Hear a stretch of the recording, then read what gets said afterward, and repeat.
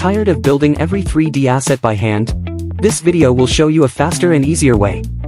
I'm going to take a few Minecraft-style images and turn them into 3D assets in just a couple of clicks. Upload your image. Click Generate, and let the 3D generator do the rest. Then you will get a 3D model ready to use, remix, or drop straight into your project. You can also upload multiple images at once, generate a whole collection of 3D models in a single run.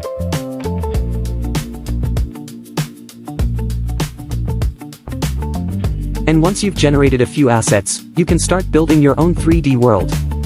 Trees, houses, towers, props, all generated from images and ready to fit right into your scene. Whether you are prototyping a game, building a fantasy map, or just experimenting with new ideas, this can save you a ton of time. And if you want to see more creative 3D content like this, we invite you to subscribe and follow us for future videos.